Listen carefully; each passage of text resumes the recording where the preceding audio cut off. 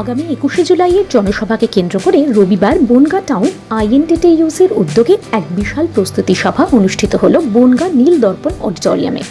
এই দিন প্রস্তুতি সভায় উপস্থিত ছিলেন বনগাঁ সাংগঠনিক জেলা তৃণমূল কংগ্রেস সভাপতি বিশ্বজিৎ দাস, বনগাঁ সাংগঠনিক জেলা তৃণমূল কংগ্রেস চেয়ারম্যান মমতা ঠাকুর, বনগাঁ সাংগঠনিক জেলা আইএনটিটিইউসি সভাপতি নারায়ণ ঘোষ, মহিলা তৃণমূল কংগ্রেসের সভাপতি ইলা বাগচি, বনগাঁ টাউন আইএনটিটিইউসি সভাপতি সমীর ঘোষ চৌধুরী ও অন্যান্য নেতৃত্বরা।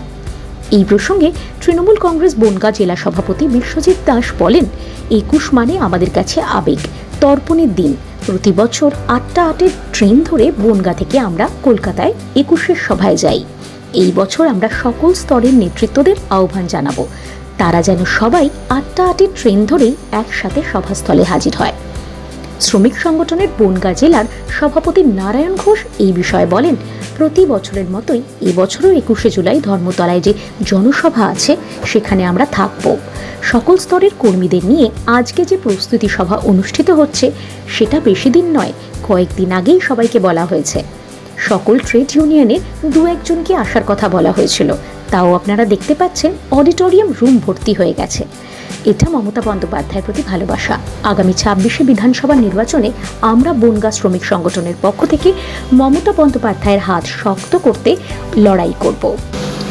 সামনে 21শে জুলাই, আজকে বনগাঁ সাংগঠনিক জেলা শ্রমিক সংগঠনের নির্দেশে এবং বনগাঁ টাউন আইএনটিটিইউসির উদ্যোগে দেখা গেল এক বিরাট শ্রমিক সমাবেশ। কি বলবেন? প্রথমত একটা কথা বলি, 1993 সালে তৎকালীন মুখ্যমন্ত্রী ছিল যদি আমাদের নেত্রী মমতা বন্দ্যোপাধ্যায়, তখন ছিল কংগ্রেস সারা Bharatvarsha.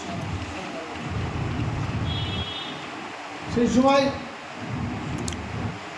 No vote, no identity card, সেই নিয়ে রাইটার্স ঘেরাও করতে গেছিল। সেই সময় যদিও মুখ্যমন্ত্রীকে মেরে দেওয়ার জন্য একটা চক্রান্ত করেছে। সেই সময় আমাদের 13 জন সৈনিক মমতা বন্দ্যোপাধ্যায়কে ঘিরে রেখেছিলেন, তারা সে সময় মারা যায়।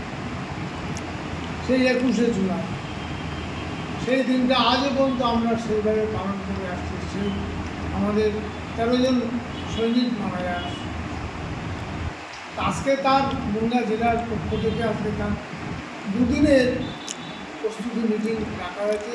যেহেতু বর্ষা দুর্যোগ চলছে, সেই জন্যে নীল দর্পণে ডেকেছে। প্রত্যেক জায়গাতে 10 জন 12 জন 5 জন 7 জন চলে এসছে। তাতে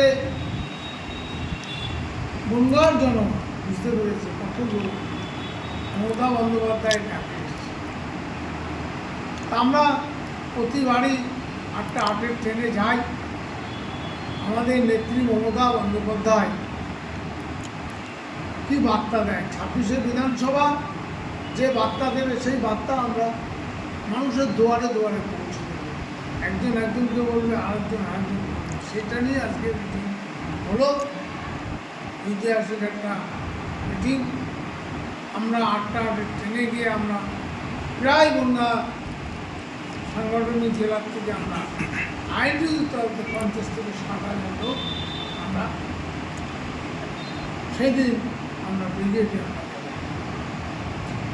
সেই বার্তা আজকে আমরা দিলাম। সেখানে হাজির ছিল বিশ্বজিৎ দাস, গোপাল শেখ, মমতাবালা ঠাকুর, ইলা বাগচি আর বিভিন্ন নেত্রী, আমাদের যারা ব্লক সভাপতি, টাউন সভাপতি এবং আমাদের নেতৃত্ব সবাই ছিল। তা আমরা যেন 21শে জুলাই শপথ করতে পারি, আমরা যেন 21শে জুলাই আমরা সফল করতে পারি, এই বলে আজকে আমার বিশালের রিপোর্ট, নিউজ ইন 24।